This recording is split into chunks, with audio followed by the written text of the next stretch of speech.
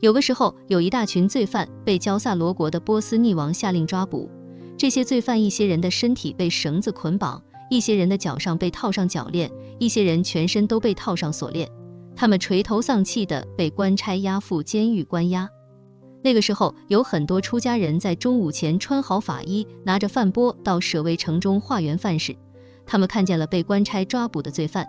于是这些出家人吃完化缘来的饭食后，就来到佛陀的住所，顶礼佛陀后，他们坐下。其中一位长老对佛陀说：世尊，我们今天外出化缘饭食的时候，看见舍卫城的大街上有一大群人被官差抓捕了。他们有的人被绳子捆绑，有的人脚上被套上了脚链，有的人全身都被缠满了锁链。我们看见他们一个个垂头丧气，唉声叹气的样子，就知道他们很是无奈和痛苦。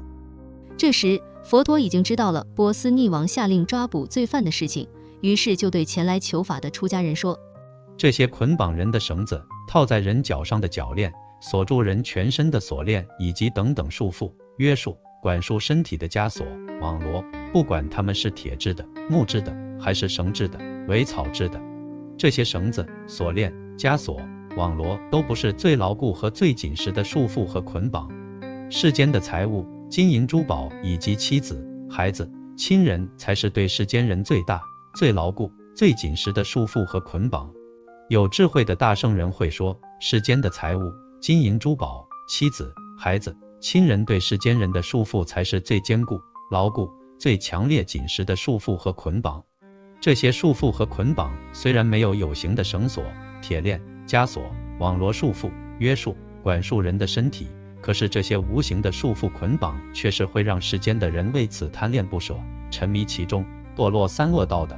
这些无形的束缚捆绑吸引、诱惑世间人，让他们无法从生死轮回中解脱出来。世间人是很难从财物、金银珠宝、妻子、孩子、亲人的束缚和捆绑中解脱出来的，只有他们不再挂念和执着世间的财物、金银珠宝、妻子、孩子、亲人，由此不在内心中升起欲望，除灭一切的贪欲后，才可能从这些束缚和捆绑中解脱出来，最终从生死轮回的束缚和捆绑中永远的解脱出来。这时，佛陀说偈言：铁绳以及木，或以苇之网，贤者不云覆，以心为迷罪。宝玉及珠环，又心系妻子。贤者云强妇，牵引于此人。虽缓亦难离，无欲舍欲乐，断此而出家。